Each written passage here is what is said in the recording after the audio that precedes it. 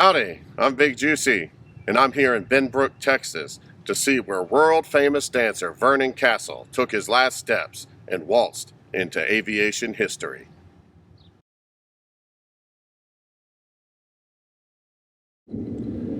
After the U.S. entered World War I in 1917, Black Jack Pershing invited the Canadian members of the Royal Flying Corps to train at U.S. training camps.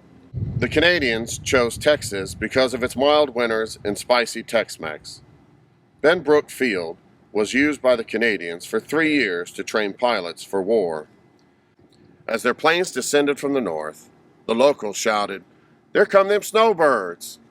And the term stuck, and is still used today to describe those who flocked to the south to escape the harsh winter up north. Vernon and Irene Castle were popular ballroom dancers at the time, appearing on Broadway and silent films. They literally wrote the book on modern dancing. They popularized dances like the foxtrot, turkey trot, grizzly bear, bunny hug, and many others. Their fondness of animals was shown by the names they promoted in their dances. In 1915, Vernon was determined to go fight in the war. So he signed up for flight school. But you see, Vernon was born in England, so he returned home to enlist in the Royal Flying Corps. He flew over 300 combat missions over Europe, shooting down 2 aircraft and receiving the War Cross from the French. Because of his flying skills, Castle and his pet monkey Jeffrey were sent to Benbrook Field to train American and Canadian pilots to fly the Curtiss JN-4 training aircraft, otherwise known as Jennies. Typically, the instructor would sit in the front seat of the aircraft and the student would be in the rear. Well, since the monkey could scamper back and forth between the 2 seats, Vernon would use Jeffrey to observe the student and alert him if something was awry. They were truly an ace flying team. The day after Valentine's Day, 1918, Vernon and Jeffrey hopped up into his flying Jenny with Cadet R.O. Peters, an American, on just another training flight. Everything went smoothly during the flight, but you haven't technically flown until you land. As they made their approach, Cadet Peters had lowered the plane upon another plane that was taxiing down the runway, and the landing gear actually hit the rudder of that plane. Jeffrey jumped from the back seat, started screeching in the lap of Vernon, and Vernon acted quickly, and he pulled up on the stick, and the plane went upwards and stalled out and came crashing to the ground.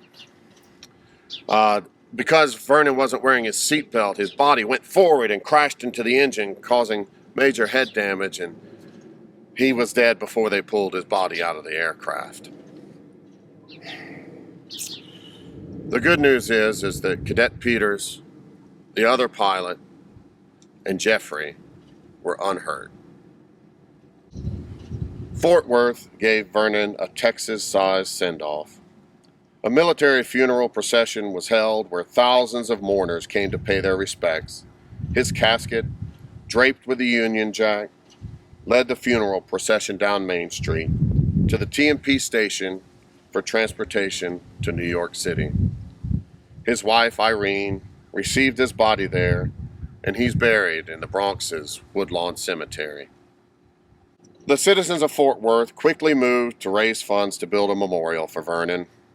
However, the monument was never built and the funds were misplaced. A memorial was eventually put in place right here in Benbrook at the corner of Vernon Castle Avenue and West Cosby Street. In 1939, a movie was made starring Fred Astaire and Ginger Rogers that told the story of Vernon and Irene Castle. After much debate and discussion on what to call the movie, they settled in on the title of The Story of Vernon and Irene Castle. The world premiere of the film was held right here in Fort Worth at the Worth Theater. The next time you hear the deafening screams of F-35 jets overhead, Think back to an earlier time in Fort Worth aviation history when you would look up into the skies and see Vernon Castle dancing on the clouds, and the only screaming you heard was from Jeffrey reprimanding another student. I'm Big Juicy, and this has been Big Juicy Tidbit number 9. Please subscribe to my channel to get updates when new videos are released. And you can also check out my new website at bigjuicytidbits.com for extra content. Until next time, keep it juicy.